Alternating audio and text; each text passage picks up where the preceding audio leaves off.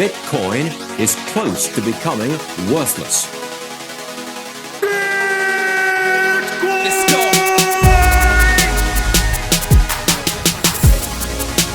Now, what's the Bitcoin? Bitcoin's like rat poison. Yeah. Oh, The greatest scam in history. let's get it. Bitcoin will go to fucking zero. Yeah.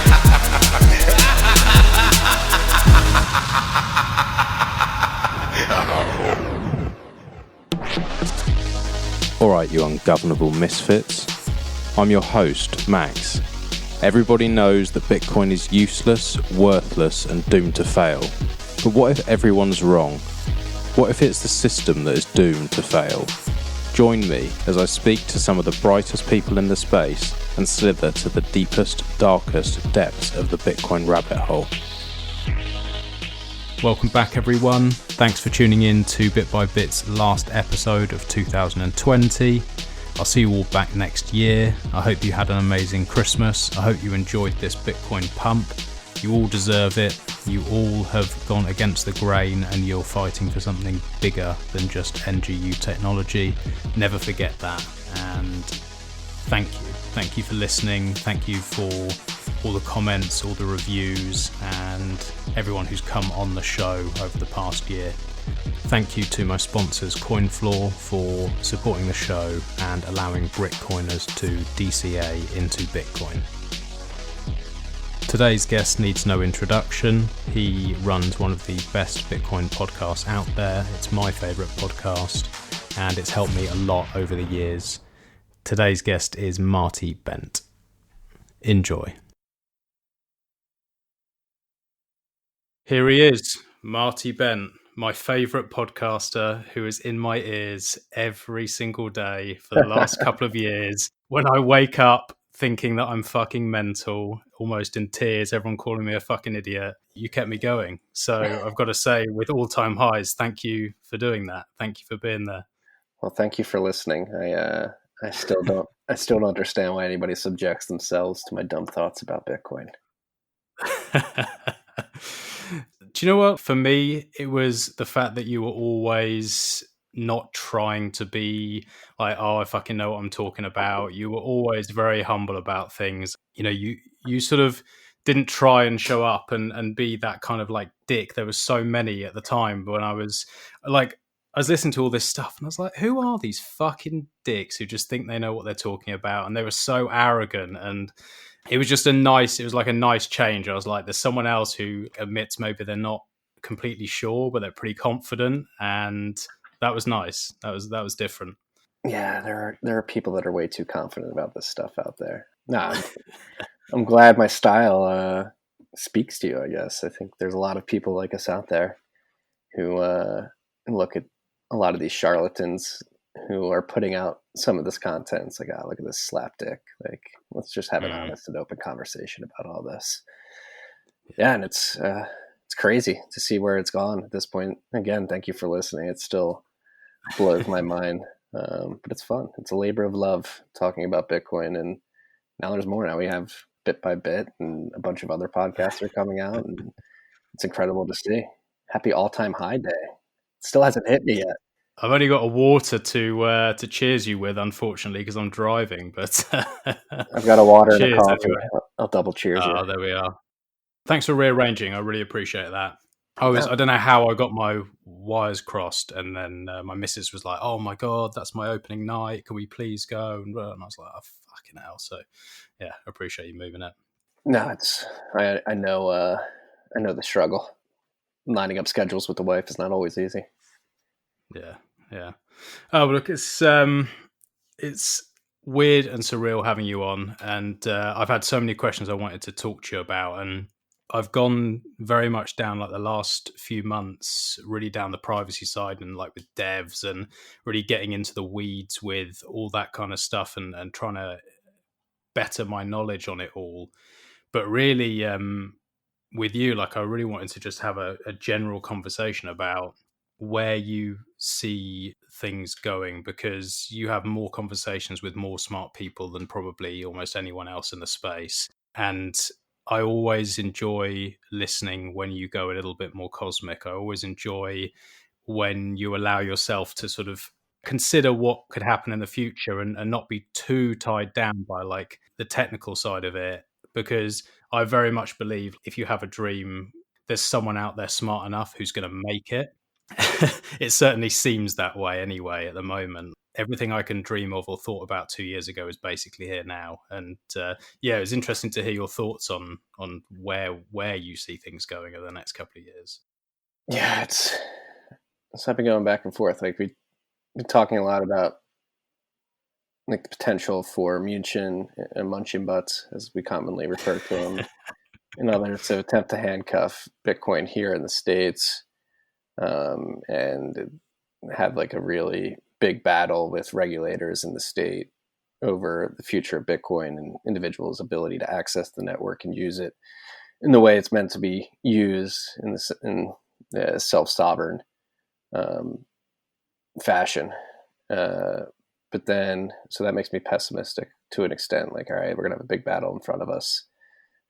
These guys aren't going to go down without a fight. And then, like more recently, yesterday, talking with Harbed Out, and we got into the conversation about what we're doing at Great American Mining with all this waste gas, and you see the pure economic incentives to just play the game, even from the perspective of the state, lying before you, and it's hard not to be optimistic, especially when you consider the state of the US dollar, the global financial system.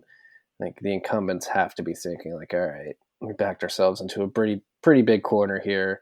How long can we sustain this, whether it be the US dollar as a reserve currency of the world, or just simply the facilitation of finance globally via the traditional banking system? And part of me believes that they have to have an idea or just like something whispering in the back of their minds, like Bitcoin is like a good little pressure release valve, and maybe a safety net that could work out for us. So last week I go back and forth, as you know, rabbit hole recap. Matt and I focus on adversarial thinking as much as possible and preparing for the worst, but the last 24 hours particularly been very optimistic about the pure economic incentives that the network provides for individual market players to just cooperate and go along with Bitcoin, because you can make a lot of money, a lot of wealth, a lot of sats if you do so. And as we're seeing today at new all-time highs, Bitcoin has proven time and time again to brush off hurdles and keep pushing forward. So yes, I'm very optimistic. I think moving forward, I mean, I do think Bitcoin fixes this. I think say fix the money, fix the world a lot. I truly believe that. And I think we're on the path to doing that. I think more people around the world are waking up to that. And, probably a product of today being the day we hit an all-time high, but I'm very optimistic of the future of Bitcoin right now. That's good to hear. Like you said, it's these incentives that just make it hard to see that they're not going to become more and more involved, and hard to see that more and more people aren't going to be drawn to this thing. And another reason I always enjoy TFTC, probably one of the main reasons, is I like the fact that you're not, both you and Matt, you're not doing this, clearly not doing this just for money. Obviously you want to get rich, but I can tell that this is about you wanting to change the world. I too get very fucking angry a lot of the time about the bullshit that happens in the world. And maybe there's only a small proportion of the planet who will see Bitcoin for fix the money, fix the world, and you know, that side of things. But even if they don't see that, they're going to have to get involved because of the greed. And therefore it's only going to help everyone who does want to make these changes. Yeah, you're going to need a Bitcoin. It's becoming more obvious by the day. Like, you just had the announcement this morning of Ruffers. Is that the investment fund? And I'll be honest, I haven't heard that news. I've been dog walking today. Yeah, so they bought $740 million worth of Bitcoin. And this is a very well established money manager in the United Kingdom. Yeah, Ruffer Investment, and they have billions under management, and it's just becoming common knowledge that you need a Bitcoin allocation, and people coming in now are people with a lot of money and a lot of sway over the discussions at the regulatory and political level. So it's becoming Bitcoin as an allocation in a well diversified portfolio, even though I'd recommend to go all in Bitcoin to a lot of these people, is just becoming an afterthought. It's like, yeah, we should be investing in Bitcoin, no duh. It's crazy to see that we've hit that point. And it is, it'll be interesting to see if these institutional investors really grok what Bitcoin is about and understand the liberating nature of the technology that it has on individuals and institutions and companies alike. Yeah, it's happened so quick, that tipping point. Like, it feels like yesterday that it was just constantly being laughed at. No one was really paying attention. You were never hearing any of this sort of news. And now it's like almost every day there's some crazy news, or every week there's some crazy news of these big players coming in. And like you said, it seems normalized now. So yeah, I don't know how quick this moves. Like it's I mean, all I've ever seen is bear market since I've been involved. That's all I've seen is just pain and suffering and loss and questioning myself. And so, what does it feel like? This what is inevitably going to be a bull run? What's that feeling like? Pretty numb to it at this point. This would be my third all-time high witnessed as I'm paying attention. And that, yeah, it's the other thing. I think I don't want to say this time is different. But it's from a fundamentals perspective, it's definitely different. Like, you have the infrastructure at the exchange levels more robust, even though Coinbase is still falling. They got to just give up Bitcoins and work on being able to stay up while people are trying to trade. But beyond that, other exchanges have come to market at the protocol level. SegWit's been adopted. And then in terms of from a fundamental macro perspective, Bitcoin is on the stage as something that's not taken lightly anymore, is taken very seriously. So this time around, it's very different. And me personally, having been around to witness a couple previous all-time highs before, and remembering how exciting that was. And don't get me wrong, this is certainly exciting. We have a long way to go from here if Bitcoin's going to do what it has done in the past. So I've actually been mentally preparing over the last few years of the bear market, just not to get my emotions too involved with the price swings. It is volatile. It's going to be crazy. We're going to see some crazy price movements from here on out. But for me personally, I just want to focus on what we've been focusing on, Tales from the Crypt, which is people building in the space and helping individuals who are looking to learn about Bitcoin better understand Bitcoin and why it's important, and really get to the why and how of Bitcoin, and not necessarily the what of the price, even though it's fun to watch the price go up, and it certainly helps the balance sheet.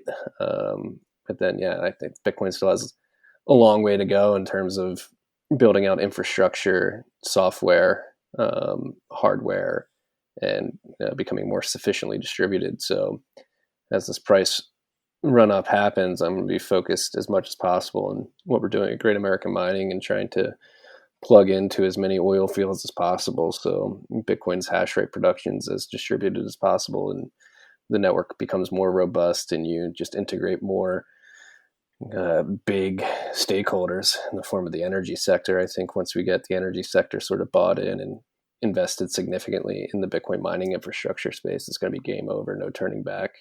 Bitcoin will have cemented itself as something that humanity will be interacting with for the next many centuries, potentially millennia. It's been really interesting seeing what's happening with Great American Mining and hearing little snippets through the podcast, because I remember it must have been a couple of years ago hearing Steve Barber talking about this kind of stuff, like very early days. And I remember thinking, like, that sounds cool. That sounds like an obvious, just the basics of, like, there's something that's going to be wasted anyway. People have to pay to get rid of it, and it's bad for the environment. Why the fuck would you not use it? Like, it's the most I don't want to say obvious because not everyone would think of using it, but like once it's thought of, it's so obvious. Then you guys are talking about using all this waste gas, and I think it was a couple of episodes ago, maybe on TFTC, you were talking about even normal non-waste gas, if you put it through an efficient mining operation, is 4 times more valuable than just selling to market. Back of the napkin maths, I'm just like, holy fucking shit, that's enormous. Like, enormous. Can you dig in a little bit more for maybe someone who's listening and hasn't been following this? Obviously, you see this as probably one of the most interesting things within Bitcoin, otherwise you wouldn't be doing it. So why? Like, what's going on? Yeah, so what we're doing specifically in the oil and gas, throughout the oil and gas value production chain, if you will, whether it be upstream, midstream, potentially downstream, like you just alluded to there. We're basically, our mission at GAM is threefold. One, we want to be profitable miners. While we do that, number two, we want to make sure that we're helping in the geographical distribution of hash rate production. Number three, we want to solve a very big problem that the oil and gas industry has in their flare and vent problem that's only getting more significant as more oil wells are being drilled and as less pipelines are being built alongside those oil wells. And so Bitcoin mining presents a perfect opportunity for the oil and gas industry to get as much value out of that gas. So we break it down into 3 types of gas: stranded, which is just literally out there underground, unable to be accessed or isn't accessed because there's no way to bring it to market; wasted, which is gas that's coming out on the well pad that's being either vented or flared because there's no pipeline to send it anywhere. It's coming out of the ground anyway. So you got to do something with it. Most people flare it. So that's wasted economic opportunity. And then undervalued, which is what you described, which is gas that you're sending to the grid, to the market, but you're not getting as much value as you otherwise could get out of it if you mine Bitcoin with it. And so while we focus on the first two very heavily, and the second one mainly, helping producers reduce flare, we are having conversations with other stakeholders throughout the gas production chain who are weighing the opportunity cost of sending their gas to market versus mining Bitcoin with it. And that's a conversation that many people are starting to begin to have with us, particularly. Is that, hey, you can get more value for our gas. Like, let's figure it out. And what kind of effect does this have on the market? Like, are we going to raise energy prices for everybody? No. What you do is there's going to be an equilibrium that's hit at some point in the future where you just have a stable energy production and grid system where all the harnessable energy that you can possibly access is being harnessed, utilized, whether it be via Bitcoin mining or people using it to warm their houses, run their electronics, and go about their everyday lives. And Bitcoin mining is the first thing to ever exist that creates an incentive to harness all this wasted, stranded, undervalued energy ever before. So it's pretty crazy. We're very, very, very early days. We're still educating the oil and gas industry about this potential opportunity. They're still trying to wrap their heads around Bitcoin mining, Bitcoin, and then Bitcoin mining more specifically. Some are getting it, but it's a long journey from here. This is a decades-long build out. It's not going to happen overnight, but we got to start somewhere. And if you extrapolate what we're doing, and if we're successful in what we want to do into the future, you get closer to humanity being a type 1 civilization here on Earth, where you're being as efficient as possible with every energy source that exists on this little rock that we're flying on through space. That's the heady, long-winded version of what we're doing. It's such a game changer because there's so much of this wasted gas, there's so much wasted energy, there's so much energy, whether it's from solar or from gas or whatever it is, that's just stranded and it's not possible to use for much else. And, you know, it's been talked about for a long time, like ever since I first started really learning about Bitcoin, there were these talks about it, but it seemed a bit far far out or far away. And now it seems, again, like month on month, I'm seeing more and more information coming in, and it kind of just seems like it can't be ignored anymore. It's very difficult to put this across to like a non-Bitcoiner if you were just like, oh yeah, you want to do this mining thing and blah, blah. They're just going to like, what the fuck is that? Like, you know, I don't know about this stuff, so it's going to be weird to sell. But presumably there does come a tipping point with this where every single person who's in that industry will know a few people who have already done it. And the people who have already done it will be like, yeah, well, we're fucking killing it. Like, we're doing really well. Like, you should do this as well. And presumably when they make a shitload of money, they're going to also want to look into Bitcoin. So it's this kind of snowball effect.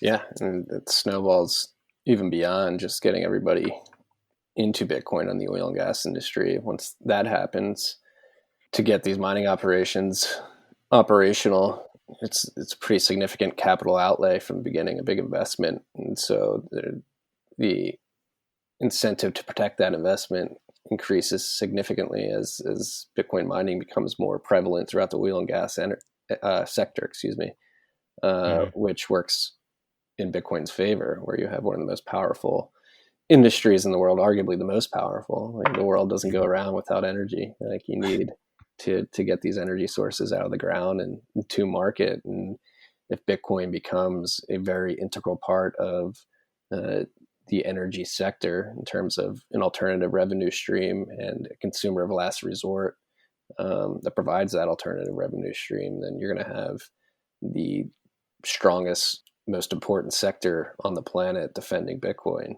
And that's part of the beauty of the incentive. I don't even know if Satoshi understood. I don't think Satoshi understood, at least at the onset of when he first launched the protocol, the impact that proof of work would have on the energy sector specifically. I think once Laszlo launched GPU miners, it sort of began to hop into his mind like, oh, this is going to get more specialized and take on a lot more energy. But the potential, obviously we can't know for sure whether there are unintended consequences or not, but I would guess that there are unintended consequences of launching Bitcoin with a proof of work consensus mechanism, helping us get to a type 1 civilization that helps us get to a monetary system backed by energy that's been envisioned for well over a century now by some of the greatest minds to ever walk this earth. I don't think Satoshi could have foreseen that, but that's what's happening, at least in my mind. Yeah, it definitely seems that way. It's just going to, is why I think everyone who gets involved with this and gets to a certain point with Bitcoin just can't literally do anything else, because you get so hyped. Like, I got to a point where I was just so obsessed with what could happen and so excited with what could happen, and I couldn't concentrate on anything else. I had to drop all my other work. I've had to do nothing else because I cannot stop imagining what is the world going to look like in 100 years. And for someone who was very, very pessimistic about the world before Bitcoin to now, I'm really optimistic now. And I don't want to jinx things, but I'm so fucking excited about the future. If we take out the fact that we're kind of going into the authoritarian bullshit and they're going to try and fuck us up. I know they are. And, it's why I don't do video calls hardly ever, but it felt like the right time today and all of this stuff. But I think they're going to fight us, but I think they're going to lose, and they're going to lose because of their own greed. And that's really beautiful. Yeah, they're going to lose. Bitcoin's inevitable. And the people who would put up a fight against it, the entrenched incumbents that control the financial and political system and corporate governance structure, that monolithic sort of amoeba vampire squid that many have described in the past. It's a dying entity. It's filled with a bunch of very old people who cannot compete in the meme warfare. The internet providing individuals with the ability to communicate directly, even though apps like Twitter are getting more and more censorship driven, the ability to converse publicly with others around the world and avoid the the party line from mainstream media or the political class, the expert class, and sort of decide amongst ourselves what's true and what's false is incredibly empowering and will drive large tectonic shifts, already has, in the way humans organize and interact with each other. We just so happen to be born at the inflection point, and we are experiencing and will continue to experience the crazy volatility that comes with a transition to a new way of organizing. And we are winning. Bitcoin is proof of that. They will lose. They do not have the ability to keep up with the individuals who are fighting against them. I don't think it's too distributed. I always like when Rogan would describe like trying to control the conversation on the internet or the flow of information on the internet as somebody standing in a stream during salmon mating season, and the salmon is flying by you and just trying to catch them all with your hands. It's literally impossible. They can kick people off Twitter. They can censor content on YouTube, but the effects of those actions will be temporary. People will route around. People are routing around, and Bitcoin is a tool that helps us basically take power from these people, wrest power over the most important tool that we use, which is money. And it's becoming more apparent by the day that more and more individuals, and some very powerful individuals, are recognizing this and bending the knee to Bitcoin's inevitable success and hopping on board, because, again, due to the incentives of the system, that's the only winning move. The only winning move to play in Bitcoin, the only winning move in Bitcoin is to play. And so everybody's hopping on board, getting in their arena. And again, maybe it's because it's all-time high day, but I'm very optimistic about Bitcoin's future. I just think the incentives are so strong. Yeah. And you mentioned all of the social media stuff and all the censorship. I think I'm on 3.0 with my Twitter now. I keep getting banned for wrong think, and everyone who's saying anything against the bullshit that's going on seems to get blocked. I know a load of people are going to probably attack me for talking about this, but there was one interview you did a while ago with BSG about this thing called Urbit, and I know like everyone fucking bangs on about it being a shit coin and all that, and it probably is, but I remember listening to that and being like, I'm not that technical, so I can't understand exactly how it would work, but I remember listening to that and I was like, on the face of it, this thing sounds really cool. The idea of everyone effectively having their own server and like having some way that we can organize. Maybe it doesn't have a shitcoin token. Maybe it can be done with Sats and Lightning, and someone like Paul who's got Sphinx and these kind of boys can work some clever way out where this can happen. But what's your thoughts on like that kind of side of it? Can Bitcoin help us get to a point where we can fuck off all these weasels who get in the way of us communicating and try and censor us? Do you think that's possible? Yeah, it's actually very fitting that we're having this conversation right now, because earlier this morning I interviewed Matt Hill from Start9 Labs, and they're building basically a self-sovereign computer for individuals to hold their data on their own server in their own house. And we discussed like Bitcoin really incentivizes people to think about that scenario and that way of interacting with personal data much more, because you have to protect your own private keys. And so you don't want to hold your private keys on a third-party server. You want to make sure that you are able to protect them yourself and take self-custody. And then once you do that, like, all right, I'm protecting this Bitcoin, like what else should I be protecting in a world in which data breaches and breaches of trust from centralized third parties are becoming more and more rampant? It's just going to be a natural migration to the self-sovereign, self-hosted server model, and products are coming to market. Again, Start9's Embassy operating system and the computers they're building are evidence of that. There's other MyNode, Nodl. But Bitcoin is just one tool in these potential self-sovereign suites. You got P2P messaging.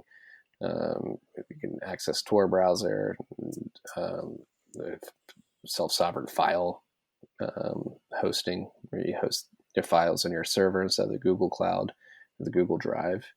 Yeah, I think we will win. I think there will be a transition to these self-sovereign data models. It's already happening. It's just the very, very beginning. But you see things like we were talking particularly about Nest cameras getting hacked and people being able to talk to their children while they sleep and creep them out and change the temperature in their house. Like, that's just going to be untenable. It is untenable. Like, I don't have any cameras. I don't have a monitor because it has to hook up to Wi-Fi.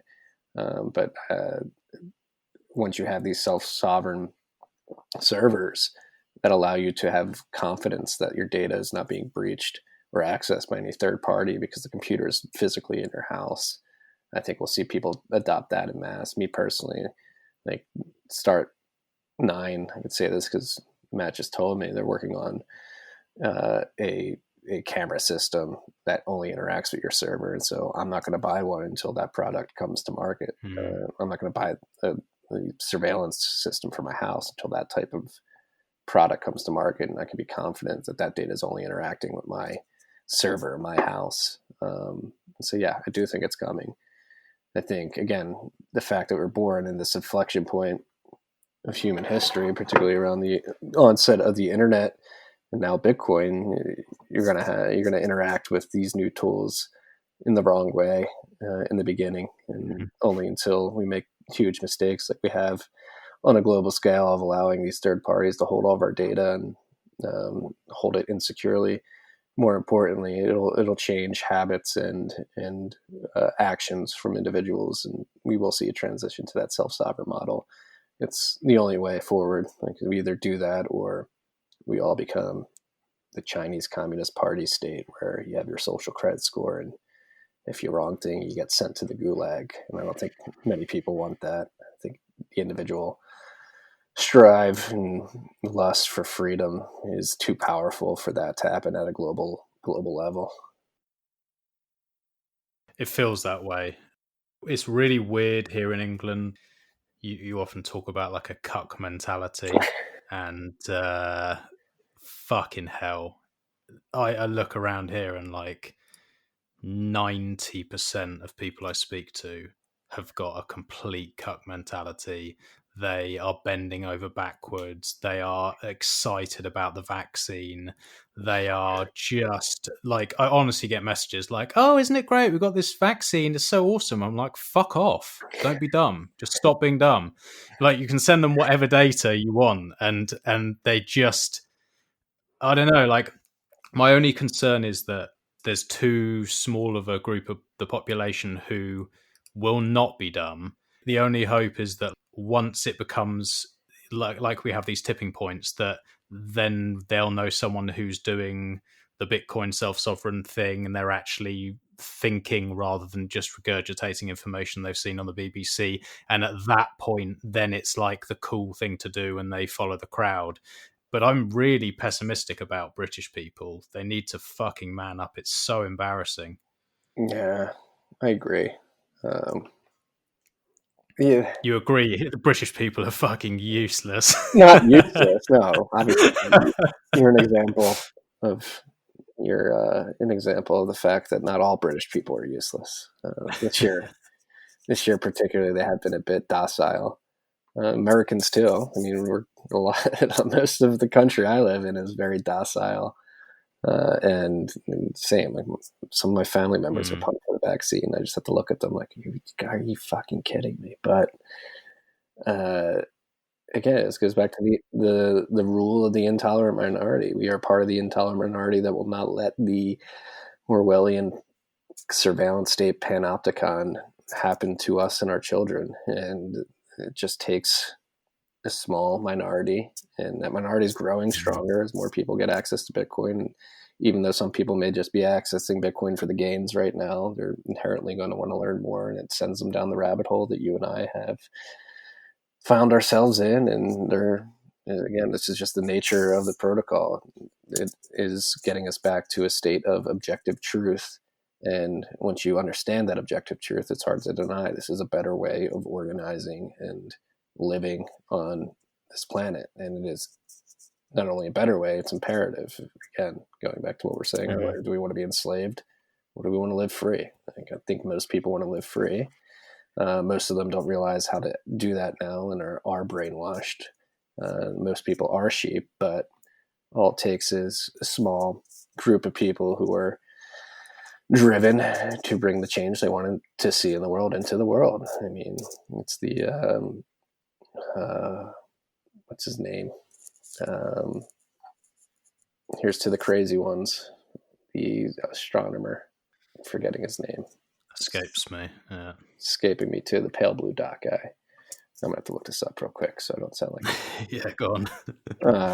But he said, like, here's to the crazy ones, the misfits, the people who think they can change the world. Those are the ones that do, and they're a very small minority. And people probably go, "Oh, you Bitcoiners are so full of yourselves." Well, fuck off! Like, you're sick. Carl Sagan. Yeah, I can't believe I forgot his name. He's the one who said, "Here's to the misfits, the crazy ones, or the ones who believe they can change the world. They're the ones that do." Everybody else just sitting on their couch, eating shit, jerking off to Pornhub and taking the line of the day from the mainstream media. They can have fun doing that. They're not going to change the world. They may not believe that we can do it, but we're out here building. We've got our own media. We've got our own developer community that's globally distributed. We've got people who are really driven for this cause that are out there on the front lines fighting every day, and only more and more people are joining. So while it may seem the day is darkest before the dawn, or the night is darkest before the dawn, and this is a pretty dark year, I wouldn't be surprised if we see the pendulum swing back very aggressively towards freedom and self-sovereignty, because the abuse of civil liberties in 2020 has been disgusting, to the point where, like I mentioned, some people you speak with are like welcoming the vaccine and will deride you for not wearing a mask and social distancing and for traveling and for meeting with more than 10 people. But I think there's another contingent of people who are like, all right, this shit's gone way too far. Like, we need to start pushing back on this. Something's terribly wrong here. Definitely. And yeah, the people who say, oh yeah, you Bitcoiners, you're arrogant, thinking you can change the world. And I've come across quite a few people who have said things like that. And I've had people literally take me to one side and be like, look, I'm really worried about you. You know, you had a good job, you had a career, you had these things, and like, what are you doing? And this thing's a scam, and this, you know, and they're doing it trying to be helpful. But my argument has been for a long time is I could be wrong. But if I'm on my deathbed, I want to at least say I gave it a fucking go. I want to at least say I tried to make the world a better place. And even if I fail, at least I've tried something. Whereas, like you said, everyone else here is just whinging about Brexit. They're whinging about whatever political shit that they want to whinge about for the day. And they do fuck all. They do nothing. They absolutely do nothing. All they do is whinge. And I just think you're an oxygen thief. Yeah, I mean, the NPC meme's very strong. It's very real, and it's very illuminating. Whether they like it or not, most people don't want to admit it. They're NPCs, non-player characters, just flowing along. That's something, obviously, you just mentioned you don't want to do that. Yeah, like I would rather die than have to live that life of quiet desperation that most men live. It's not where I lived that life. And I was in the same way. Like, I quit my cushy job at a fund, getting bonuses, left, went to go learn about design, was out of a job for a few months, got a new job, did that for 2 years, hated that, left, was unemployed for 2 years. People very worried about me in my early to mid 20s, but again, when you believe in something, you go after it. It's going to take time, but it's going to work out at the end. You'll be much happier than the people in your life who stayed in the cube pushing pencils and Excel sheets, who are balding, miserable, and can't do anything but wait for the weekend so they can get blackout drunk and forget about the terrible week they had. Yeah, it's I see it everywhere, and I've lived it. Like, I remember when I was younger, All I wanted to do was earn money because I was like, when I have that, I'll be happy, because I was not happy. And then I was like, when I get this car and I get this bike and I have this, or I have a house, or there was always a goal, there was always something. And I think, oh, then I'll be happy. And then I got those things and I was like, I'm fucking miserable. I hate my life. I hate my work. I hate the people I work with. I hate what we're doing. I don't see anything interesting going on. The whole world's boring. And it's such a depressing way to think about things. And then it's not until now. And I'm just like, fuck, we have a chance. Like, we have a chance that all these arrogant dickheads who are in power are going to lose. And that just, there's nothing that excites me more than just proving them wrong and getting them all to fuck off, and just having people who actually want to make the world better, having some power back. Yeah, and being involved in Bitcoin is a great way to tell them to fuck off as the price continues to increase. And people are telling you for 7 or 8 years now that you're wrong and you're stupid. And in the face of all that, you've continued to stack sats and increase your fuck you money stack, and be like, all right, like, in the face of all this derision, it seems to be working out. And that's I mean, again, like, I don't want to come off as too pompous or anything here, but it is when you don't have anybody to turn to other than like a few people in your close circle or Bitcoiners who you're not geographically close to and can meet in person. Bitcoin, the network, just succeeding is a great little buddy to talk to. Like, yeah, you're doing okay, buddy. I'm doing okay. Doing okay. Like, fuck the haters. Like, I'm just going to keep producing blocks and people are going to keep buying sats. So as long as that keeps happening, like, you can have confidence that even in the face of family and friends telling you you're stupid, you're not stupid. Here's proof. Yeah, it's powerful, and having that network, having that group of people who think the same way is quite nice, because I'd never really experienced that before. I was always a bit of an outsider in the way I thought, and being anti-establishment and my certain quirks, and then now I speak to people all the time who, it seems, Bitcoiners seem to have a very similar outlook of like, I'm going to do what I want. Anyone else who doesn't like it can fuck off. I want to be honest. I want to be a good person, but just, I'm going to do what I want, and I'm not going to play the games that everyone else wants to play. And now I've got fuck you money, so fuck you. And it's nice. Yeah, and it's not. I think it is. It's nice to be proven right, especially over a long time horizon when there's a lot of stress over like, is this going to work out? Is it not? And having been through a few of these cycles, it's that being able to be like, hey, fuck you, I've been right. But that's not literally say, like, I don't say that. Yeah. My uncle comes, I'm like, fuck you, I've been right. It's like, hey, he's like, Bitcoin's doing pretty well. I'm like, yeah, I told you so.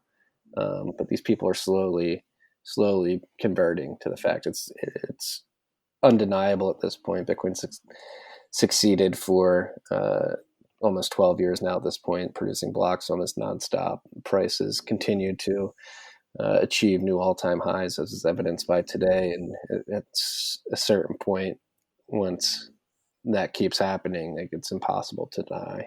Maybe we're getting close to that point.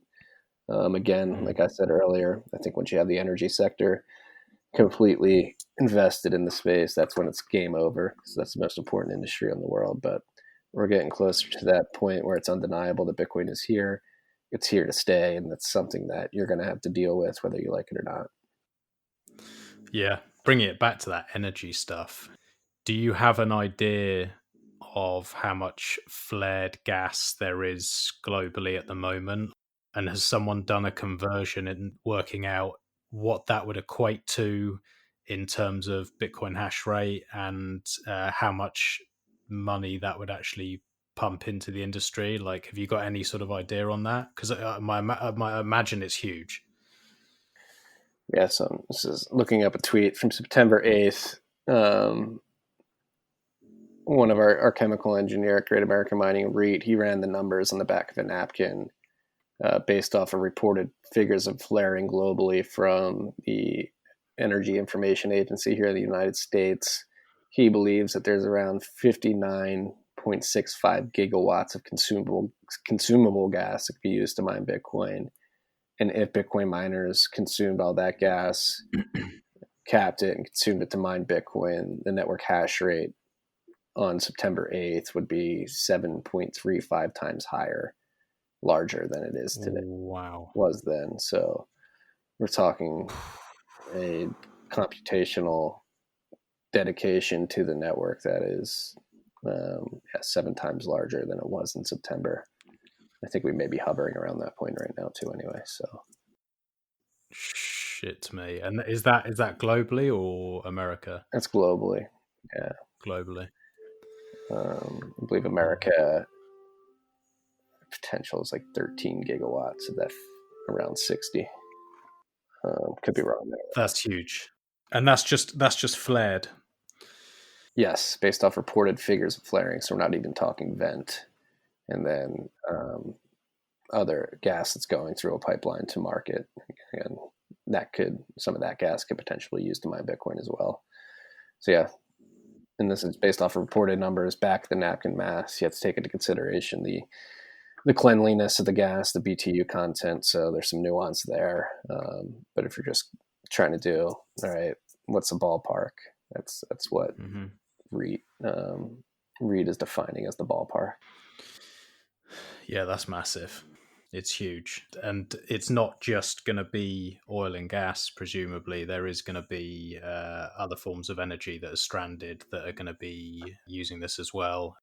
I can only see that growing year on year as well, because there's more and more people entering that market. And like you say, it's the biggest in the world. It's like the most powerful people in the world. And once they have their teeth into this and want to protect it, and like you say, the hardware that's outlaid and all that money, it's not going anywhere because they buy all the regulators anyway. They're the people who are the best at buying regulators and anyone they want. Yeah. And then beyond that, like once you cap all the gas and consume it to mine Bitcoin, and you start marching from there, and that's the journey that Bitcoin miners are on at the end of the day, is to drive their cost of power production down as low as possible. So once you consume all the waste gas and have plugged in all the holes in the gas value chain that exist, you move on from there, and the next energy source that drops your all-in power production cost is nuclear thorium reactors. And so Bitcoin mining will incentivize the production of thorium reactors and bringing cleaner, more abundant energy to the world. And then we start going to the stars. It's crazy that sounds completely reasonable to us. And I know to everyone else that what you've just said there is that Bitcoin is going to change the world, the way that we produce energy, and actually push us forward beyond what anything else on the planet possibly could. But it's true. It sounds crazy, but it's completely true. And what a fucking unbelievable world we'll have if we have nuclear and have all these things working and effectively abundant energy. Like what are we going to see? It really does blow my mind. It makes me very, very excited. Yeah. And again, people look at you staring at you with open eyes, like you described a DMT trip to them, and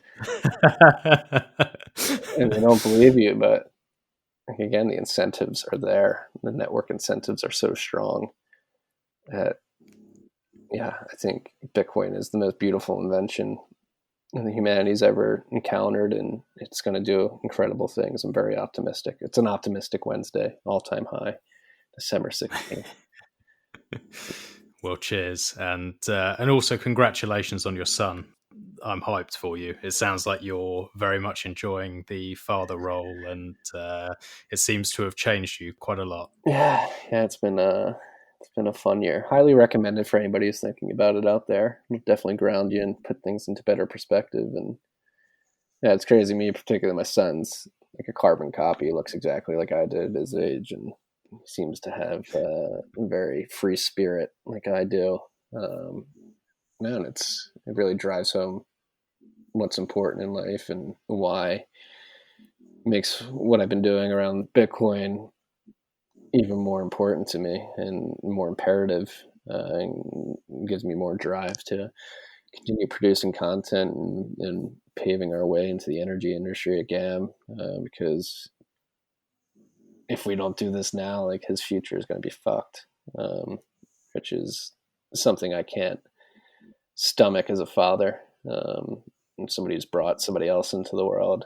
Like, what world are we bringing these children into, and what world will they grow into? I don't want it to be the 2020 lockdown, mask, forced vaccination world. We need to get away from that, and Bitcoin is the perfect tool to help us do that. Completely agree. Yeah, it seems it's our only shot.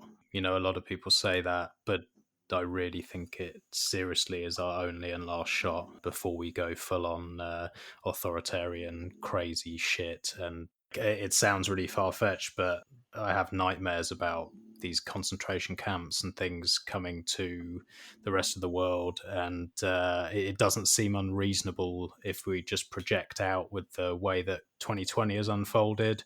It sounds crazy, but I really am concerned. And if we don't succeed, I fear that is where this goes. I agree. I do not want to go to the gulag, so join us. Join us, stack some sats. And, but I think it becomes a more obvious decision and option. It's like, hey, what do you want? The global panopticon with your social credit score, or do you want to truly live free? And again, like you said earlier in the episode, it's becoming glaringly obvious that the overreach of power by the authorities that be this year has been just that, an egregious overreach. And there are a lot of people who are just as angry that it's happening as there are docile people who are letting it happen, I believe. They may not be as vocal, but they're out there and they're quietly looking for solutions, and they'll eventually find Bitcoin. Definitely. Well, Marty, I just want to say thank you for taking the call. Thank you for the last couple of years, because if it wasn't for you and for Matt, there are times I probably were close to a breakdown, not having anyone to talk to, not having anyone to listen to who thought the same. And your podcast has done more than I think you appreciate for a lot of people. And it's been incredible to have the guidance from both of you and just not to feel alone. And that's something that's really, really special. So, yeah, thank you for that. Thank you for everything you do. And I'll hopefully see you in America, or if you come to England at some point, we'll grab a whiskey or something, or smoke a zoot and celebrate all-time highs. Yes, definitely. Yeah, thank you. I'm just some dude with a mic talking about Bitcoin. Thank you for listening and for the kind words. We're all in this together. If not us, then who? So it seems like there's more people joining us. So I think even as the world seems to get crazier and crazier, there's a lot to be optimistic about. And I think Bitcoiners are the perfect cohort to look at. Like, all right, there's something optimistic in the world. Bullish on Bitcoiners, as Matt would say. Definitely. Yeah. All right. Thanks, mate. And I hope we will enjoy that whiskey or zoot at some point soon. Most definitely. Thank you for having me. Cheers, mate. Right. Cheers. See ya.